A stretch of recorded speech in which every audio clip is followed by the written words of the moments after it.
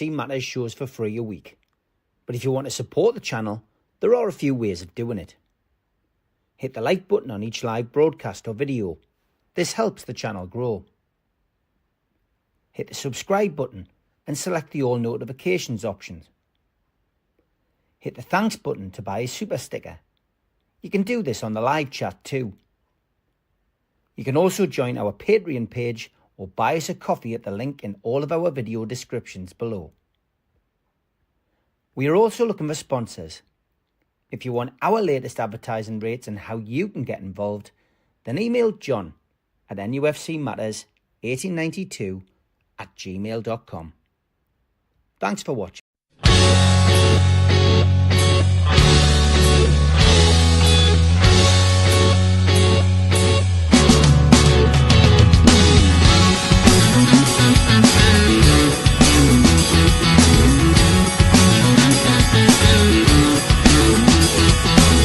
Hush now, city kids, gather round for urban myths. Hush now, city kids.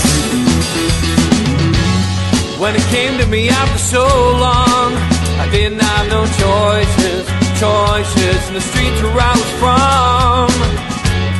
When I think about the pain, I didn't have no choices.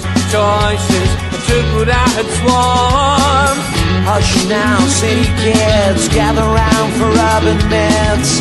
Hush now, city kids.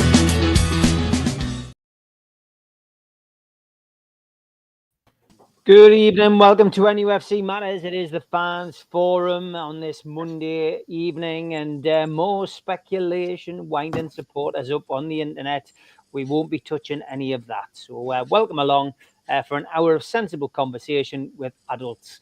And it is good evening to Jeff, to George, to Tom, to Ian, to Kevin, to Darren, and to Alan. Good evening to you at home. Since the last Fans Forum, we have signed Elanga from Nottingham Forest. So that is what we're going to talk about for the first half of the show. How the lads feel about the signing, where they think he'll play. Will he be on Eddie's starting 11 in the first game of the season? How did they feel about the promo when he put his signature on that dotted line and came to Newcastle? So, Jeff, over to you first. You're in the driving seat. You're looking a bit like Ayrton Senna tonight. Ukraine. Yeah. What's your feelings about it? Well, his feelings were very interesting. He was very pleased to be here. He looked like he belonged. He was running around saying to everyone, that video they did of him was very good. I even noticed they very professionally done. They actually screened off the tactics board, so we couldn't see that. So I can't actually comment on what the tactics are going to be because you couldn't see on that video. Nottingham Forest are quite pleased because it only cost them 10 million, and it's cost us a lot of money to get him. But I think perhaps that is that premium that we're worried about. That when you want a player particularly, you might have to pay a big premium just because they know we've got the money if we need it, and we certainly have now. It's nice to get away from talking about PIF and APT and the FBI and the ELO and all that sort of stuff. But I think he will be very good in an attacking role. That's all I can say. It's a shame Manchester United get a small kickback from the sell on. But I'm looking forward to seeing him actually on the field. That's when I'll judge what's going to happen. Okay. Good stuff, Jeff. Excellent. George, we've heard your opinions, but just remind those who don't tune into the other shows how you're feeling about Elanga's appointment at Newcastle as competition for Jacob Murphy. So many good things about it, and shouldn't sneer at Jacob Murphy. We want two good people in every position if we're going to do anything in Europe, and Jacob Murphy will be an ideal bum on the bench when we need somebody to do some hard work, because that's the one thing he's really good at. So, I couldn't be happier.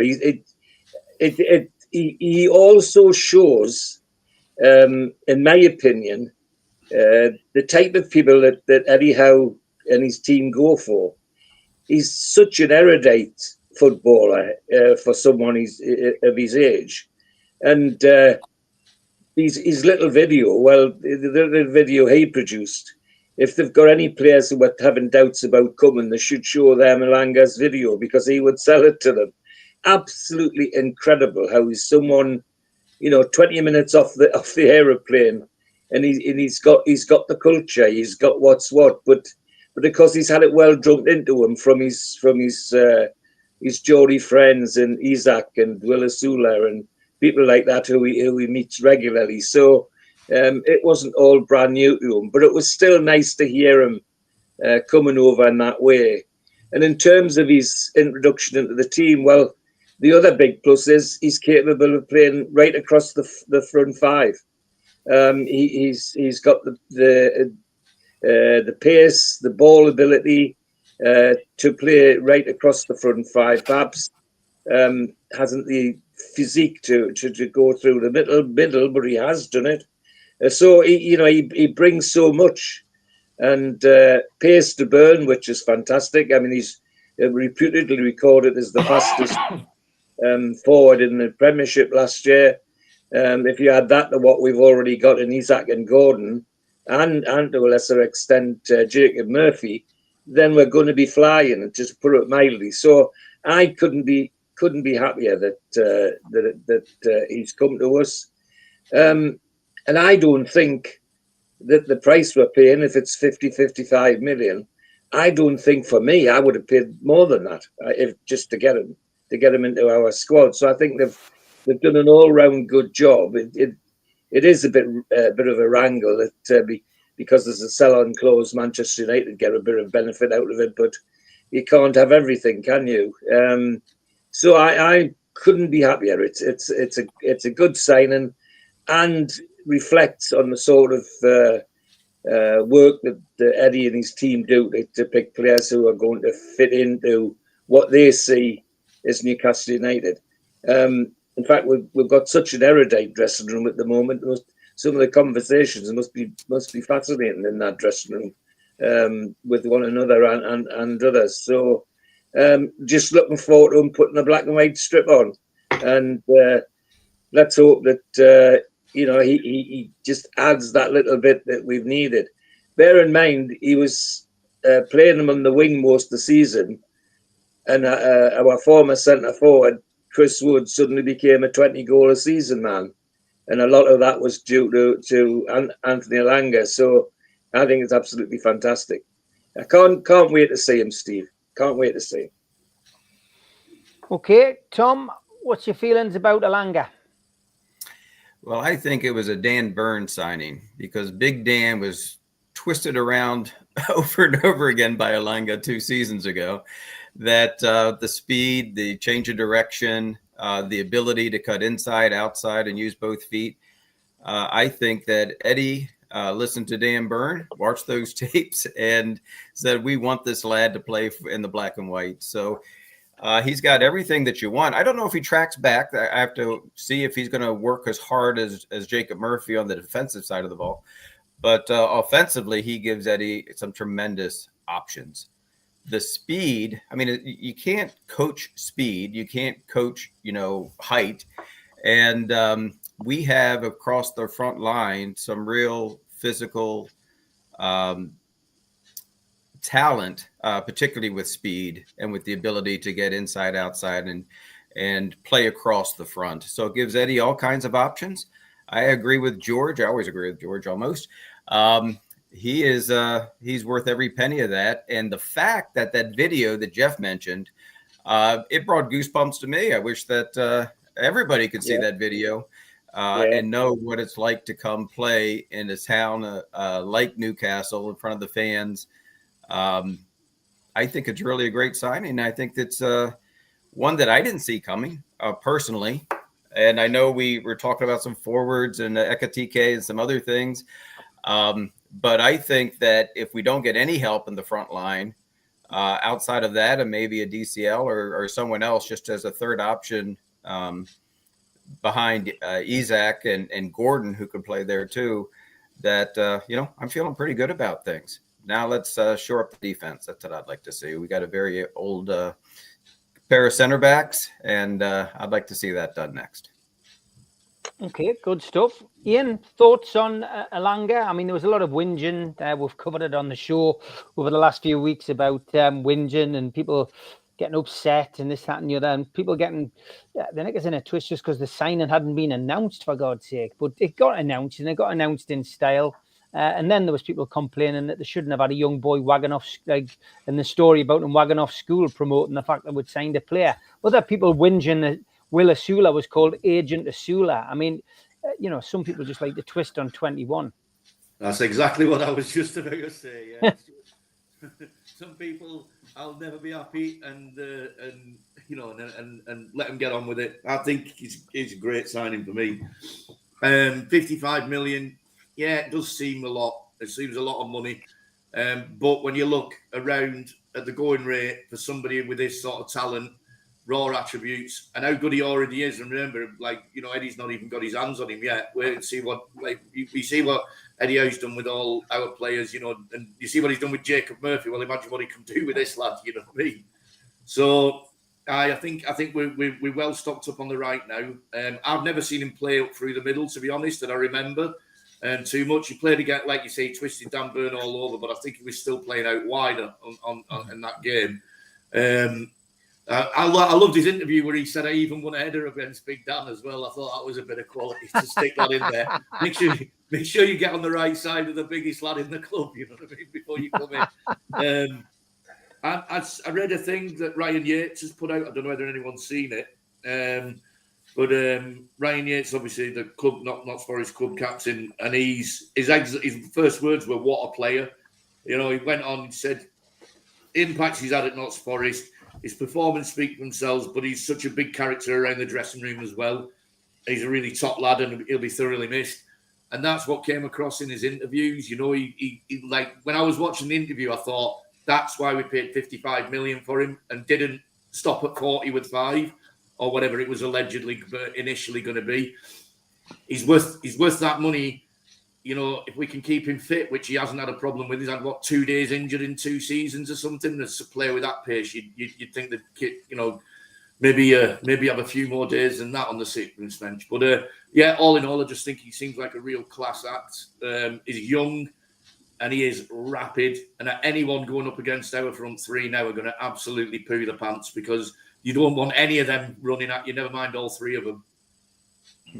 Yeah, good point. Well made. Kev, it's a great signing. I think everybody's already said that. I mean, how excited are you to see Elanga pulling on his shirt? Well, very excited because we all knew that it all happened, but everybody was twisting and moaning and complaining. So it just needed to calm down a little bit. But anyway, look, the club decided when they wanted to release it on a Friday, and that's up to them. We all knew that he'd signed. It was just basically the announcement. But outside of that, it's a type of player for me where it gets you off your seat. He's like a maverick type of footballer where you can go inside, outside, left, right foot. But from what I've picked up from interviews and videos that I've seen, he's a very intelligent young lad. He's got his head screwed on. He knows he's been through the system with England. He's been through the system with Man United, the full bit. So he's had a good learning curve. Especially at Nottingham Forest, plays in different ways. But obviously, when you get, like Ian said, when Eddie Howe gets his hands on him, he could be frightening. He could be one of the top right wingers in Europe, not saying the world. I'm not going to go big broad brush statements, but he could be our not next to Nolly, but that type of signing where he's just brought in for 55 million at 23, and he could grow his career with us. So again, the unpredictability of Anthony Elanga is really exciting me because the left backs, right back, even if he swaps onto the other side, they haven't got a clue which way he goes. Again, it's just certain things, from looking at it from a different perspective, is like maybe output in terms of goals. Maybe could that improve? Probably. It probably will. Again, it's just not saying he's got to get Eddie Howe fit. He looks like a specimen, so I don't think that's the problem. I think it's just the game management. When you've done the show, Steve, by myself, where Dan Byrne even talks about it, the trigger words. When we use trigger words, when to press, when not to press, when do we do certain things within the game? So just develop his IQ even more within the game. So it's one of those where mold him, treasure him, let him do it, let him play his game, let him be him at the end of the day. We can't coach it out of him. We can't get it out of him because that's what we bought him for. And that's what really got the antennas up. And this, from what I know and read and stuff, it's been, 2 years chasing him. Well, we finally caught him because he's like Ian said and everybody said, he's rapid. So we finally caught up with the lad to get him. So, yeah, excited. Glad he's here finally. So let's see what we bring in the next coming weeks of the transfer window. Okay, good stuff. Darren, has it put a smile on your face?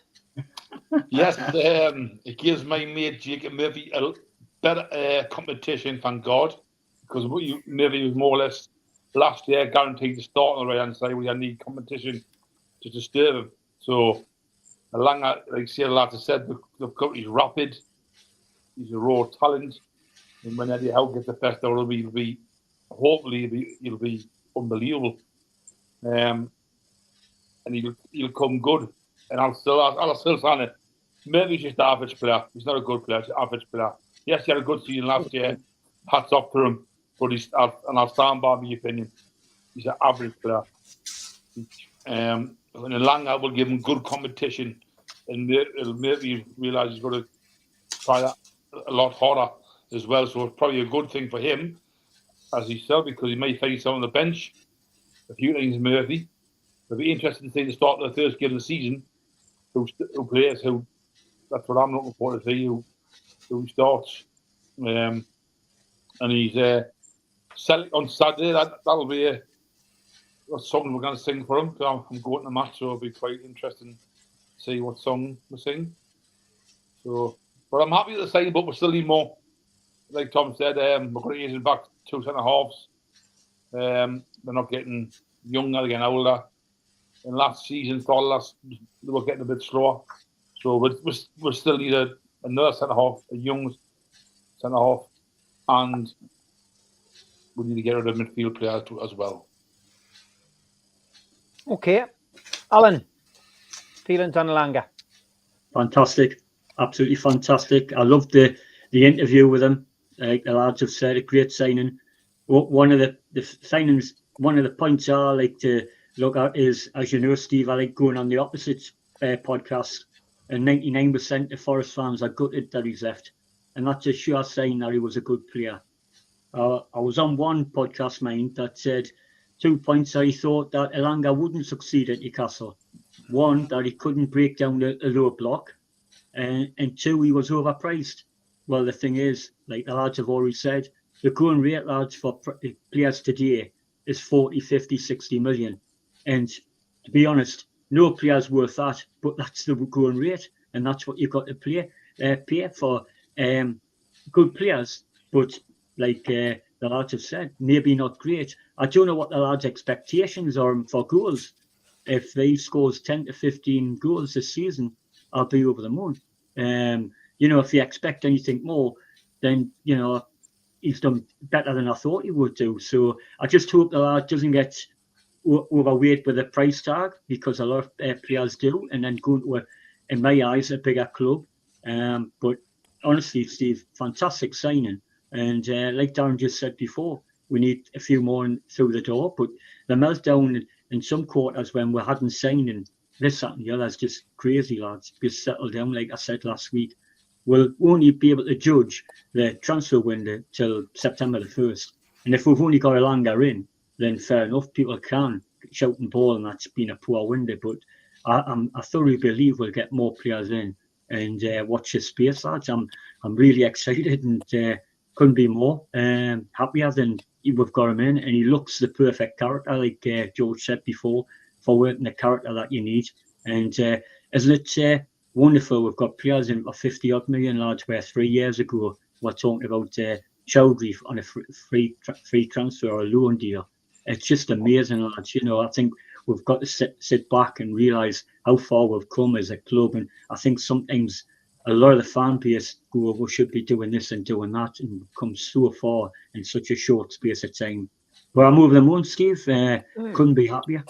I made that point today, just when I was speaking to Mitch and Steve Hasty, that there was Jack Ross announcement that he's obviously been put as a bit of a buffer between Eddie Howe and a sporting director when and if they're announced. And under Ashley, Jack Ross probably would have been our manager, following in from Steve Bruce. I mean, that's how far we've come. And Jack Ross clearly is good at doing things at that level.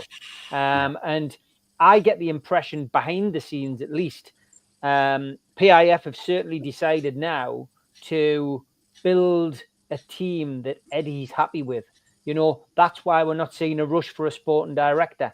That's why we're not seeing a rush for a chief executive officer.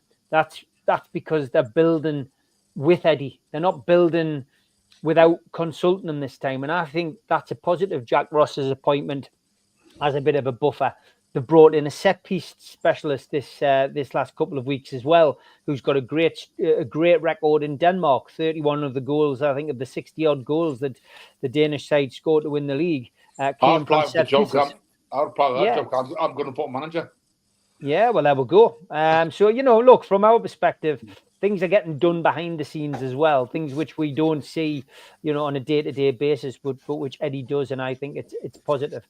Okay, Alan, I'm going to give you a first bite of the cherry with the Elanga question. Then, come the first game of the season, do you think he will start, or do you think Eddie will revert to type and bed his players in? We're hoping players bed them in slowly, because obviously he's got this kind of reputation, I guess, with players who've come in.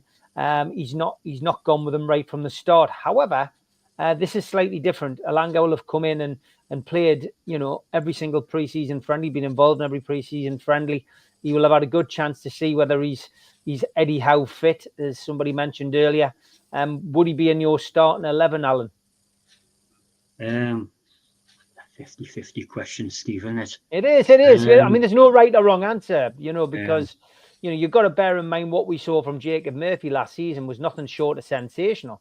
And I guess if the same Jacob Murphy turns up with the same kind of attitude and the same kind of enthusiasm and the same kind of what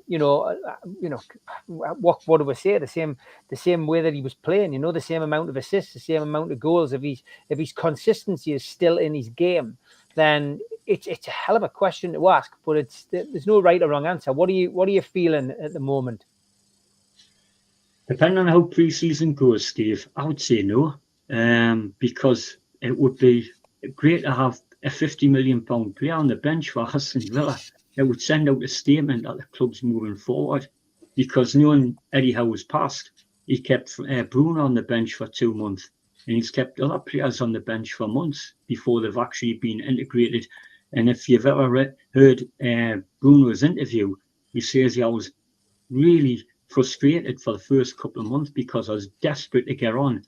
And the people that are old enough to remember, like George and myself, and maybe one or two of the panels, Liverpool done exactly the same in the 60s and 70s, lads. When they bought new players, Terry Mark, if you ever read Terry Mark, he was frustrated at Liverpool for months before he got in the team, because it's a way of saying, I'm not going to get out the team once I'm in the team. And it's that drive to stay in the team to be better. So to answer your question, Steve, no. No, okay, it's a no from Alan. Darren, what's your feelings on the new boy? Will he start? You're damn right he starts. Anyhow, can't afford to be loyal at the start of the season, and I just don't know if he's loyal, but we've got a tough run in the first 3 games. Wow. You need to get what Alan said. I disagree with him. Yeah, because you can't. Yes, he's back the day. They give it a year now, Alan. He's come at a good point. Start of pre-season. Bruno's come halfway through the season. He's at the beginning of the season. So if he has a good pre-season, yes, Jacob maybe had a good season, but Elanga's going to be a better caliber player. If Elanga has a good start of the season and plays well, you're damn right he starts all day long. Anyhow, can't be loyal to players who's been in the squad, because we need to start getting the ground up and run straight away. And I'm not even disrespecting Murphy, do you know what I mean? But you come in a sub. But he will get starts. He will get starts because he can't play every game. Long impossible. And if Murphy comes on, plays good, he keep him out the team. But Eddie Howe's got his competition in two positions. So you need... It has a good previous season and downright he starts for me. Fair point, Sam. Fair point. Can't argue. Kevin, it's 1-1 at the moment between. I now go after Darren. Yeah, no, well, it's incredible that you've ended up sitting next to him there on the panel. That's all right. I'll sit next to him. It's a difficult one because it depends on a lot of facets of what they want out of the game and how we want to go and approach it. Do you want to go all out, balls out, attack from the front, get on the front foot and get after Villa? Or do you want to sit in and play on the counter-attack? Well, I can see from both sides, from Alan and Darren, where Anthony Elanga, who played in the low-block team, play on the counter-attack with his blistering pace and get the team up the park. However, if we on the other side of it, if you want to see a good defensive display and show Anthony Elanga how to do it, you play Jacob Murphy. So it's a double-edged sword, essentially. But for me, I wouldn't. I would put him on the bench. Sorry, Darren. This is a... Baffles me. I'm pleased you disagreed with him. Oh, no. No, it's not that I disagree. I'm just... I would bring him up if the game is in a tight game or close game, 1-1, 2-1, whatever it is, 0-0, then you can bring him on and bring him in impactfully, show him what he's about, give him half an hour, whatever however the game management is going to go. I don't know. You might start him. I haven't got a clue. Nobody knows. The only person who knows is Eddie Howe and Jason Tillman, the backroom staff. So we'll just see you have to see how the pre-season would go in terms of that's the key. All that sort of thing. There's all these caveats that come into play. So for me, if it's Villa, I would probably play Murphy and then just see how it goes from there. And just real quick on the Jack Ross thing, Steve, I think the club are breaking down the sporting director role incrementally. And Jack Ross is basically a technical director. They've just worded it up. So I think they're breaking down the sporting director role across and making it a bigger team. So there's a lot of more people versus one person making a decision. So I just had to say that real quick. Do you agree with what I'm saying though? Do you think this has really been the crux of the matter? Do you think because of what Eddie did last season, winning the Carabao Cup and also qualifying for the Champions League, that he's earned the respect of Yasser and PIF as a whole? And absolutely, maybe they doubted him at first. Maybe they thought, has he got the skill? Has he got the aspiration? Has he got the ambition? But after last season's achievements, never mind the financial pot that it brings, it's the achievements that and they'll have seen what happened on the streets of Newcastle as well as Wembley. Do you think that's what they've decided now? Let's build a team that Eddie's happy with. And that he said that Eddie Howe said that all the time. He builds a team within the team, his own team that gets results as well as the playing staff. But I think what Eddie Howe's done is he's just done his body of work.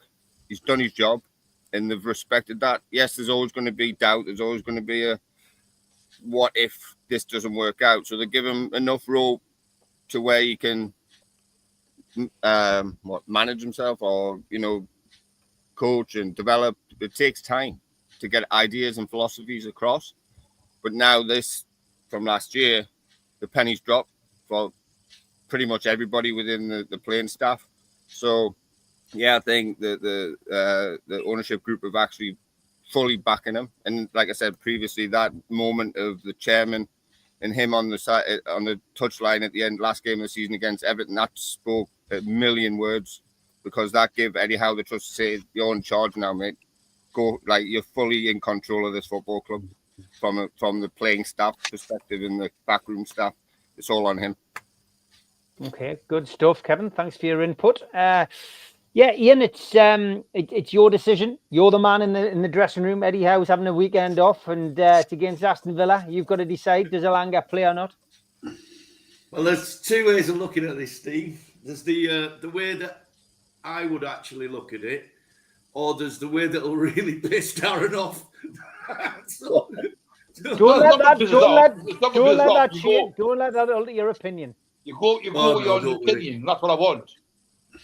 Oh, that's what he wants. You're under the pity. You want the strongest team no matter what every game. So my thoughts on what will happen is that we'll find out. Eddie will know the week before the season kicks off, because he'll put him through every single type of test that you can be put through, physically, mentally, tactically. He'll look at him how he plays on the counter attack, which is obviously his big strength. But he'll also look at what he can do from defending from the front and in possession of the ball. And I think the honest truth is he'll make his decision. And unfortunately, I have to say that I'm with Darren. I think that after seeing him, it really, really annoys me to have to say it. But I think that he'll prove himself to be ready. He's a Premier League. I'll buy a pint, mate. All right, I'll not hold you to that. He's Premier League proven player. Bribery and corruption.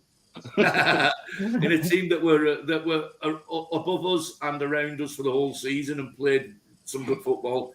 And I just think that his quality will shine through. And I think that he's one of the players, because he's from the Premier League and he's played at our level the last few seasons, certainly last season, then I think he'll get the nod. But again, Jacob Murphy can do something about that, and we'll all have to wait and see. And I'm gutted to make it 2-2, but I had to. Your opinion, Ian. It's your opinion. I couldn't lie to myself. That's right. That's what it's all about. Yeah, it's all about opinions, this show. Tom, then, stateside, of course. What's your feelings on Elanga? Would you start him in that first game of the season? Well, Murphy had a fantastic season last season. I think part of the reason that he had a fantastic season is that the opposing players could play off of him a little bit, and they kind of bunch more towards the middle to guard Isaac and fill that space. So he had a great season, but I don't think he scares opponents like Elanga does.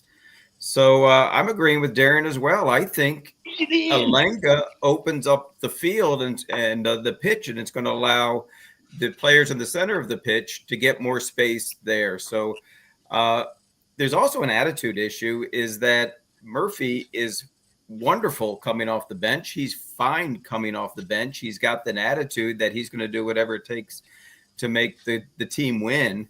And that is no small feat in this era of prima donna ball players. So I would start Elanga, and knowing that if he needs to move across the line, or we need to bring somebody in off the bench, that I think that Murphy could be an impact player. And I also believe that Murphy could come off the bench to help us hold on to a lead, because I think he's a fine defensive player if he would need to do that and still give us some options off the counter. So Darren, you and I don't always agree, but me, you, Ian, we'll all have that pint Good together. lad. Good boy. He is a great squad player, like Tom. He is a great squad player. He's a good squad player. He's a good squad player. You need quality. Now, I'm sorry, we said it. One of the top 5, top 4. You need quality, and we need to be there. All the other clubs are George, top 4. Jacob Murphy's stats, of course, were better than Elanga's last season, George. Yeah. And you've often had a rivalry on this panel with Darren. Never. Are you going to level? Are you going to level? You just picked on Kev now. Make it 3-3, George. Make it 3-3. Are you leveling the scores and making it 3-3? Because it'll make it interesting when Jeff's got to give the decider. Well, yes, I am actually, because Go on, George. Elanga is sort of oven ready. He's and I'm sure he's as fit as a butcher's dog already. The fitness isn't the thing, but it's just known how Eddie likes to educate players into the team and into the system. And so I think that's what he'll do with Elanga as well.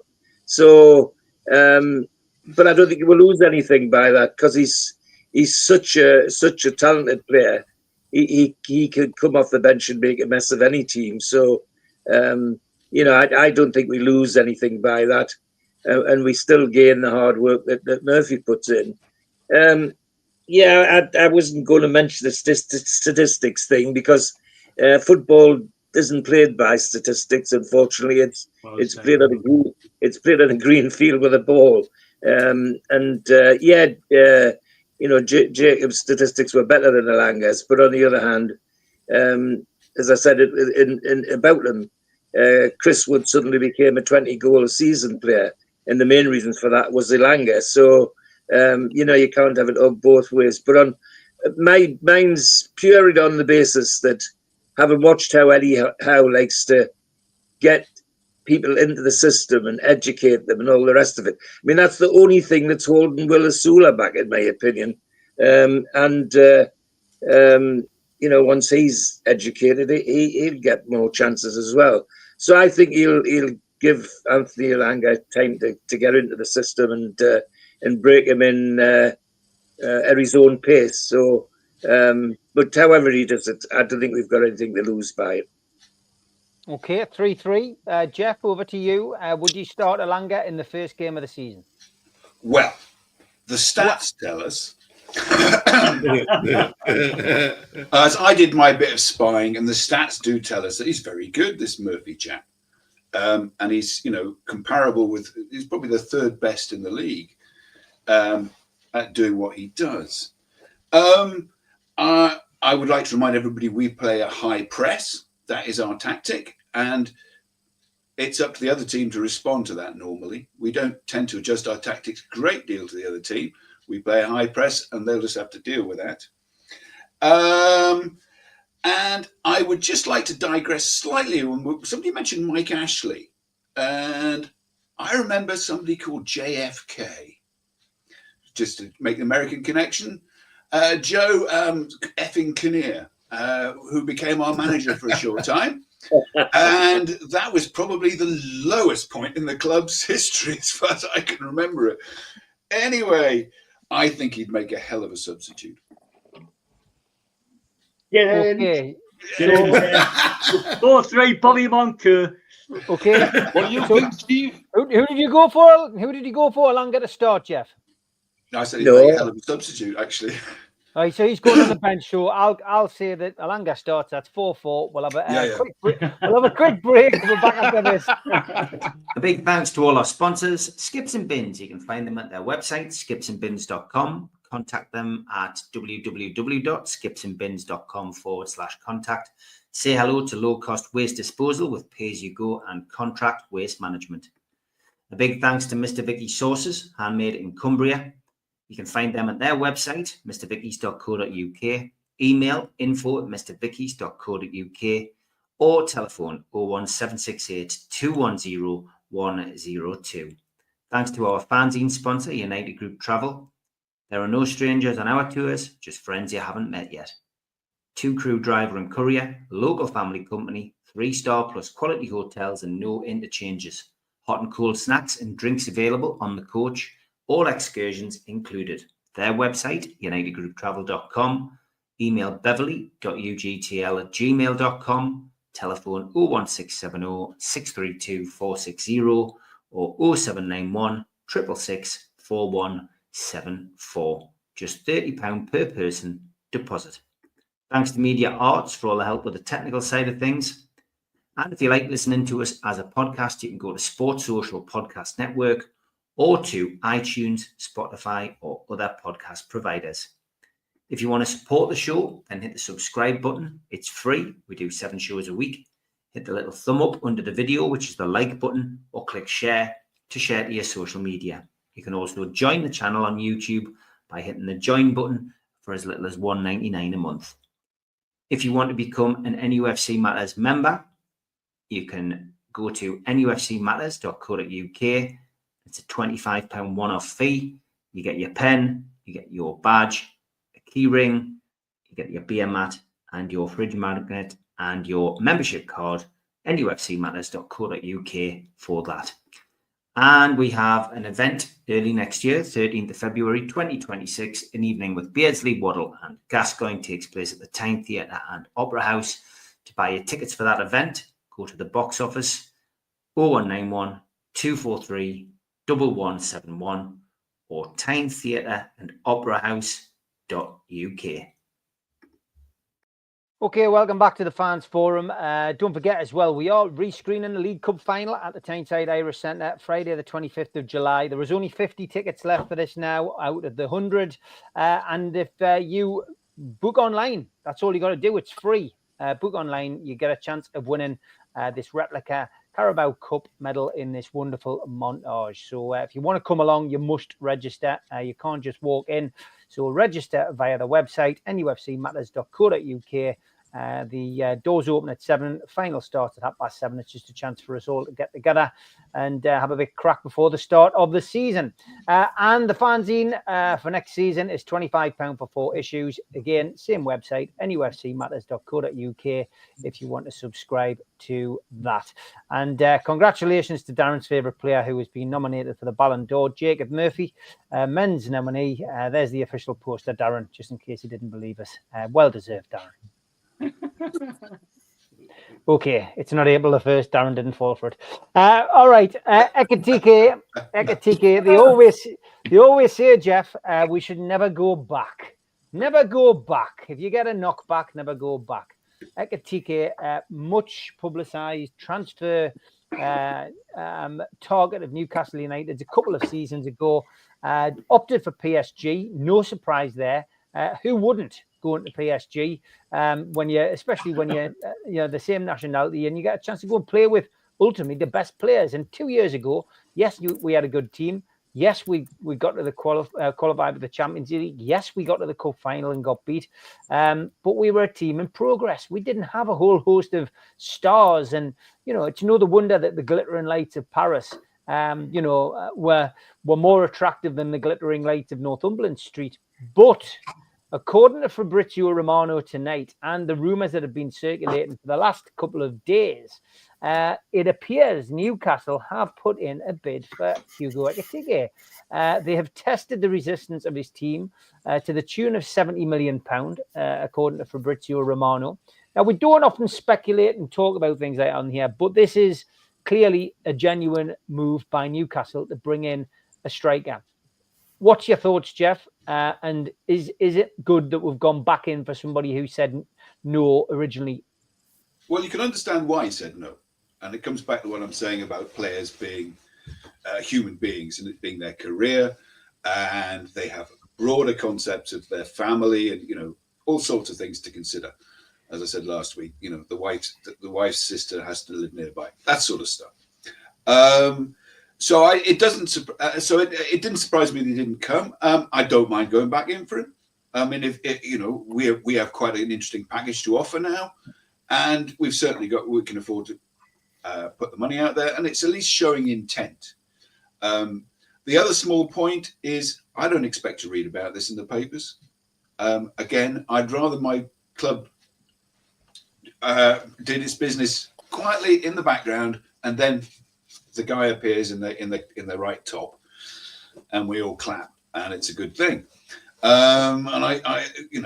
So I tend to stay away, like most of us, from the clickbait and other stuff that's constantly circulating around.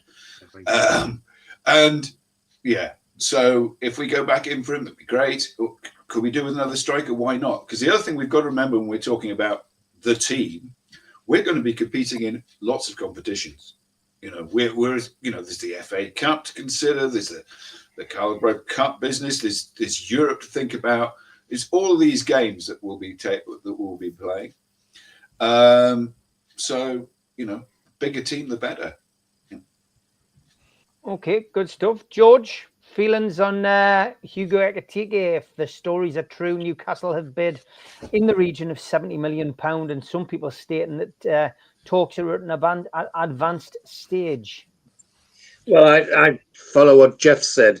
The very fact that it's Romano and the world who's talking about this, and not anybody from Newcastle United that's talking about it, says to me that how much of it's real and how much of it's clickbait, and how much is it the real person behind him not coming to Newcastle?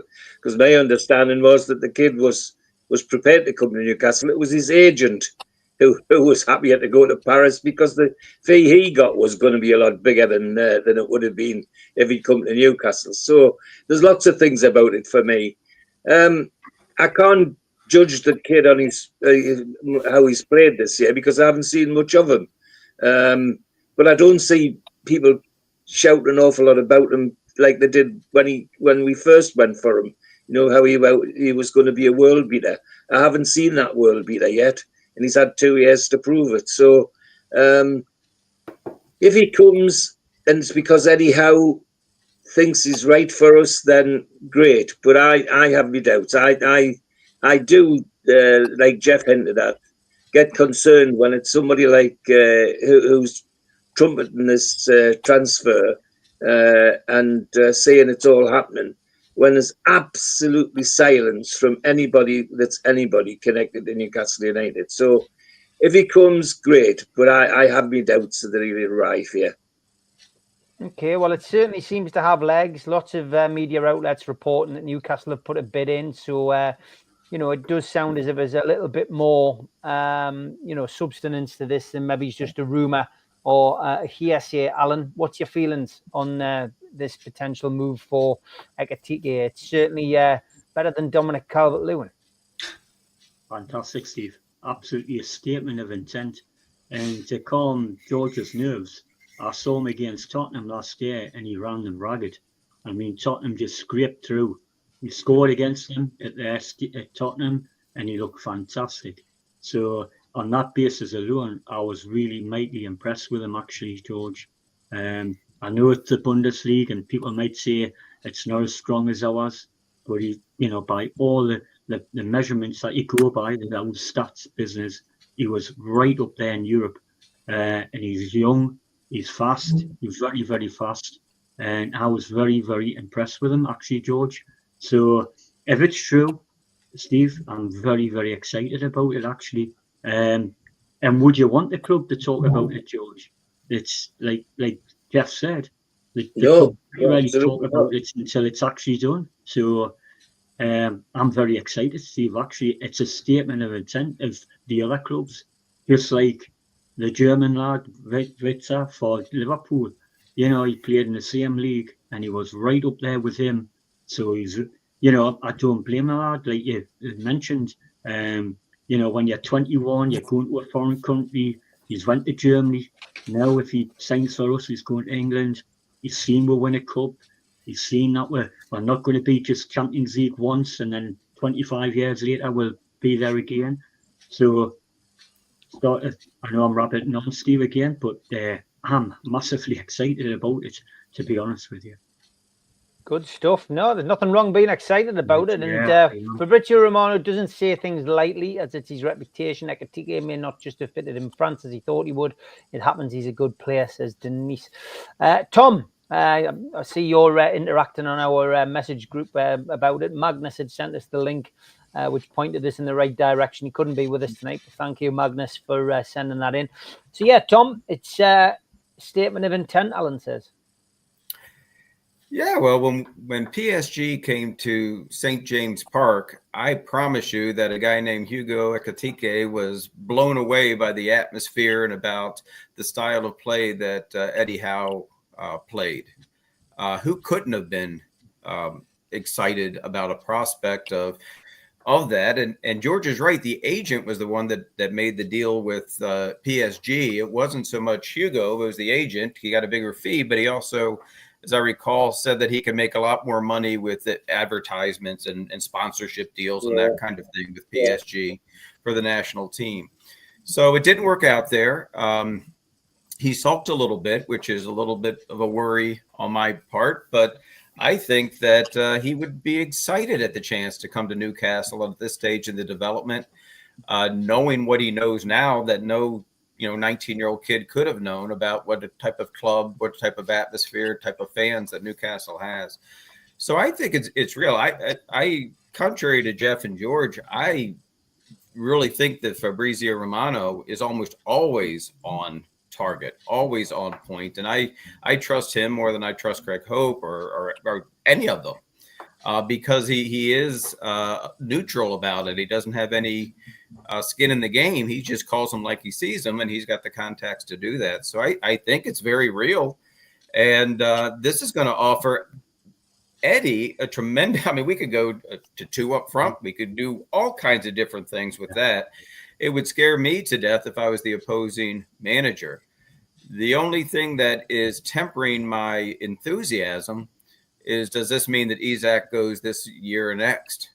Because if we could command 150, 160, 170 million pounds for him, that would change everything as far as PSR. But I think I speak for most fans, certainly most people in this audience, is that we'd not like to see Isak go. We love the guy. So to have that much money spent in the number 9 position and Asula up there as well, it would be too good to be true. And maybe it is too good to be true. Either we don't get him, or if we do get him, that means we're going to have to let one of our stars up front go. I don't think it'll be Isak. Certainly not at Not all. this year. No, I don't think Isak will go this year. Not at all. And Not this year. I agree. Not this year. I think he'll certainly be in the black and white shirt for a little bit longer. Yes. Ian, thoughts on Ekitike? I'm a bit mixed on this one, to be honest. I agree with everything that people have said. The reports, and obviously we don't actually know anything, but the reports were when he was first linked to sign that he was really bought into the project, loved it, and wanted to come to Newcastle. And then, like people have said, the reports are he was hijacked a bit by his agent, who he ended up, I think he got rid of the agent shortly after that, when he realised he'd made the wrong decision. Again, I'm basing this on what I've read in the newspapers, so there could be parts of this or all of it that could be rubbish, but I'm just from memory of reading stuff. I think the probability is we have put a tentative approach in, maybe a verbal or something, saying if we offered you 70 million, would you be interested, or whatever that figure is. I don't think that that's our main priority at the moment. I think our main priority has to be a right-sided centre-back for me anyway. And I think that if we got accepted at 70 million, I think sign him all day. But I think that other clubs will probably come in and offer him more money on personal terms and whip him from under our nose. But again, I haven't got a clue. I don't know anything. This is just my instincts are, if we got in a bidding war, we're never going to win it. And I think Eddie's priorities, again, guessing, will be more to look at other areas of the pitch where we need strengthening. And I think that we need at least one centre back desperately who's got legs. That's what I think. Okay, good stuff. Always good to have different opinions. According to Geordie's at St James's Park, who's been a bit of a regular in the chat in recent weeks, Frankfurt fans saying Ekitike is on his way to a Premiership club and deal is very close. So it seems they seem to know a little bit more than us. So interesting times. Kev, thoughts on Ekitike? Should we go back? Is it a good signing if we do manage to get this one over the line? I think we should go back because he's an older, more mature player. He's developed in Germany. He was a young lad when he went to PSG. Like you said, Steve, the bright lights of Paris. Didn't work out. He's learned his trade in a good football club in Eintracht Frankfurt. Learned his way. Being a young, again, he's 23. Perfect age. Price is going to be the devil in the detail right here. But at the same time, we're one injury away from a collapse up front. Yeah. And I've said previously, regardless of money, how much money we spend, quality over quantity. So we've already got Elanga in, good bit of quality. Ekitike, if he comes in, good quality. Then you go find a centre half, find a diamond at the similar age, and learn from Fabian Schär, Jamal Lascelles, Sven Botman, Dan Burn. Bring a younger centre half and go into the loan market, and use that instead of going spending. Get somebody quality in the loan market who's willing enough to learn and dip in and dip out. So yeah, if it's all true, I'm not going to say no. I'll be quite happy for him to come in. His goal record last year, the assist rate, all of that was. I don't know. I haven't really looked at the whole Bundesliga. It was, 22 and 12 assists. So that's not bad, in 38 games. I would take that. and if you got Isak scoring just the same, there's 40 goals already, plus chipping in from other areas like we have done. You know, there's 80, potentially 80, 90 goals a year.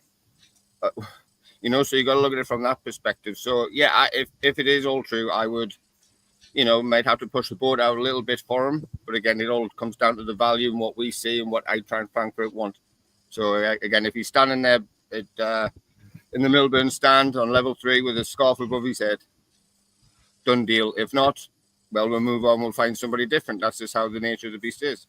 Can I just say something else as well, which I didn't say, which I think sort of backs up what Ken's saying?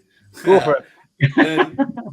What could be happening here is we could have put this £70 million bid in.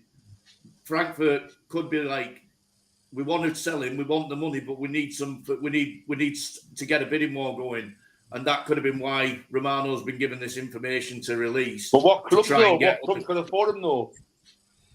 Not many. What clubs can have gone for him though? Answer the question. Yeah, Man United. You know, Man U not after them. They've been linking them at all. Yeah, Man U's struggling to get Mbeumo over the line, aren't they? So it's not going to be Man United. They're ruled out. But, you know, Chelsea have just got 100 million plus whatever. And now Chelsea's got 3 years as it is though. They're ruled out. What I'm saying is, but what I'm saying, you mentioned 2 teams there. Yeah. I've ruled them out because I don't think Chelsea in the striker. Man U kind of sign them Mbeumo, and their wage bill's too high. So there's 2 teams are out the cast. Yeah. You know what I mean? No, I'm not saying that's not the case. What I'm saying is that it might have been released to try and get teams in a bidding war. Who do you think? And if nobody comes into that bidding war, we could end up signing him for 70 or 75 million, and that's a great signing. Okay, Darren, over to you, mate. What's your feelings? Should we go back, and are you happy that we are, are seemingly in the running and have made the first move? Well, it's a few ways. Look at it. We signed him the first time, we'll never sign Isak. Do you know what I mean? True. So, you live with regrets? No, because look what Isak's done. He's been a great player for us. He's been a great goal scorer. It's a bit like football manager, isn't it? You're going to buy, he's not come there, so we'll go back from then. So we didn't sign him first time, fair dues, but we signed him, we never got Isak, could we? So to me, live like no regret. It's a different, some said that he's more mature now and he's more level-headed now, and he's beat Newcastle. He's would have heard the noise when I played PSG out. He's missed out on this. So it might be a lot more appealing to come here now because we're in the Champions League and we're signing him. We've got a good squad as it is. If we get him, add him to the team, and like the lads already said, we need a centre half badly. So I'll be happy with him. So to me, yes, we need to spend money and we need another striker because you can't leave Isak. So they say if he gets tackled, we're not going to harm him. So to me, go for him. Fantastic. Great stuff. Yes, George. Just to finish off, I've got to say that tonight's programme just highlights what you said at the beginning.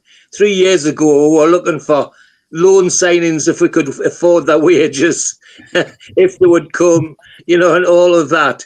And here we are. We've just had a season, the best season in my 70-odd years of supporting Newcastle United has just finished. And here we are talking about signings up to 70, 80 million pounds. And so it was just like that. And I think that's bloody fantastic. So well done, George, isn't it? Mind blowing, George. So tomorrow we are back at 6 o'clock live with Ask George. There'll be me, George. And if you're out in the streets tonight, please be careful in case Alan's attacking emu gets here from the bushes. Alan's, we're thinking of Alan. He's had such a bad time in Cyprus. This is the villain. Apparently it was a Mackham, this emu. Thanks everybody for tuning in. See you all tomorrow for Ask George. Cheers, well done, lads. See you, lads.